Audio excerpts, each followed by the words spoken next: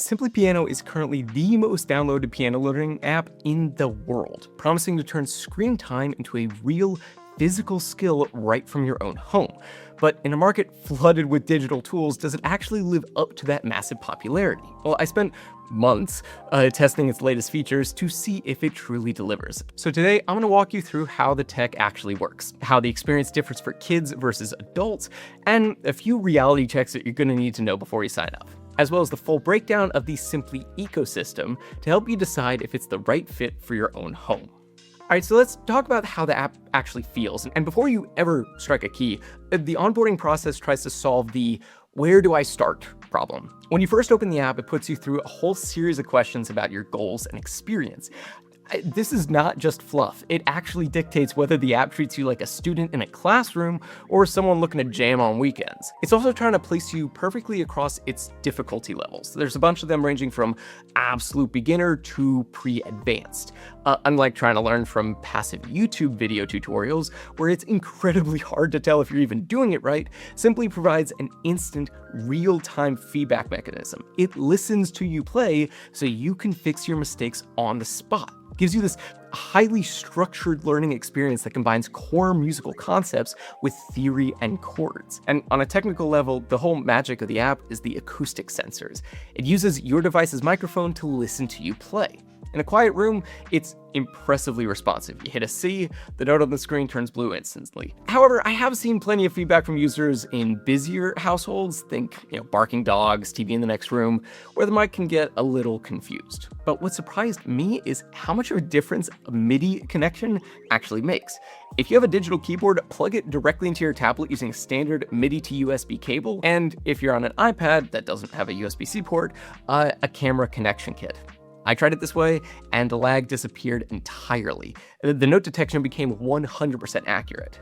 So if you're playing in a noisy living room, invest in a very simple, it's cheap MIDI to USB cable. It transforms the app from this smart listener into a high-precision digital interface. But I have noticed the biggest hurdle for parents has always been just trying to get their kids to practice daily. That sometimes turns into an ongoing argument in households. I remember it from my own childhood. So what Simply Piano does differently is to address this. It moves away from the sit down, do your scales kind of model, and I've found that with younger learners, the gamified interface makes the piano feel more like an iPad game, less like homework. The biggest win for parents is the process is genuinely fun. It completely eliminates that daily friction, meaning parents don't have to force their kids to sit down and practice. The kids actually want to do it on their own. Also, the library of over 5,000 songs is the real hook here. I've seen countless comments from parents saying their kids really only stayed interested once they reached the modules featuring their favorite cartoon songs or current chart-topping hits. There's this specific psychological shift that actually happens when a child recognizes a melody that they love coming from their own fingers. The app even includes a personalized 5-minute workout feature that's perfect for kids with, let's say, shorter attention spans. It's enough to keep their daily streak alive without feeling like a burden. It stops being just an exercise and starts being a skill they want to show off. And by the way, Simply Guitar also sneaks in the technical stuff that kids would usually find boring.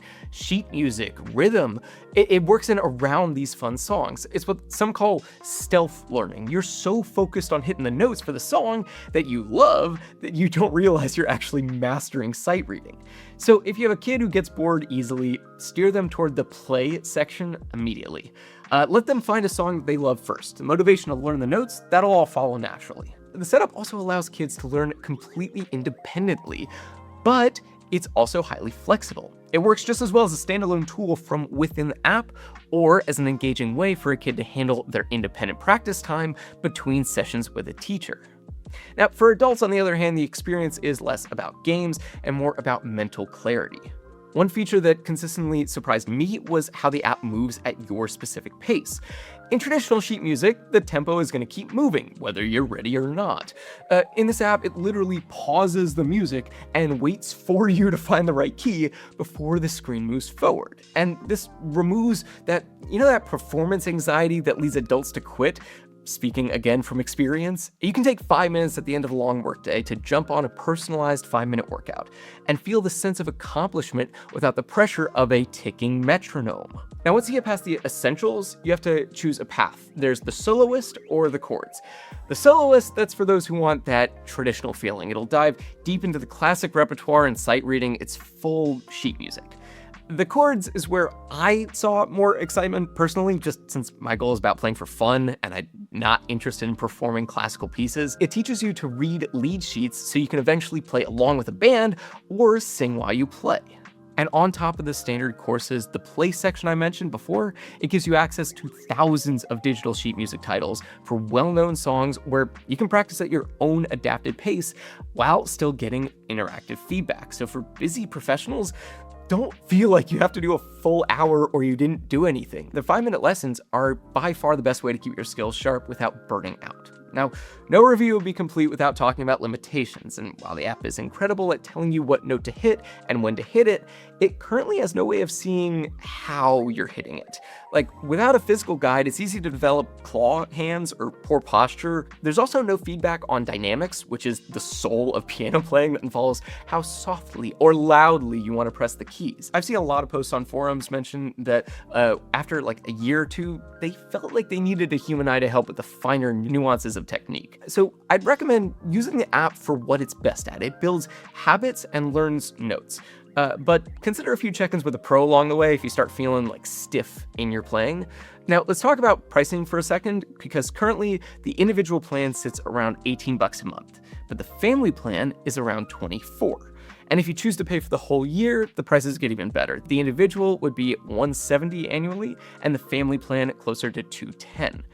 Obviously, keep in mind, prices and discounts are going to vary depending on where you live. But personally, I gotta say the family plan is the better value, just because that subscription is a multi-app bundle that'll cover everything from music to art. There's Simply Piano, Simply Guitar, Simply Sing, Simply Draw. Plus, you get access to this massive Facebook community of over 300,000 learners who are sharing their progress and tips 24/7. And the family plan allows for 5 unique profiles, meaning you can work on your jazz chords while someone in the house is learning to draw or play guitar, and your progress never overlaps. That makes Simply Piano part of this massive ecosystem where you're not just paying for piano lessons. Now, if only one person in the house is going to use it and there's zero interest in guitar or singing or drawing, yeah, okay, the individual plan is definitely the more cost-effective choice. But when you break all that down, especially if you have 2 or 3 people in the house using different apps, it ends up being a fraction of the cost of traditional extracurriculars. Now, all that being said, for me personally, the verdict on Simply Piano just comes down to your relationship with the struggle of practicing daily. If you're someone who wants to turn piano from a stressful chore into a low-pressure, consistent habit for your own kids, or even for your own mental me time after work, this is the right choice for you. It's specifically built for that learner who values momentum and small wins over technical perfection.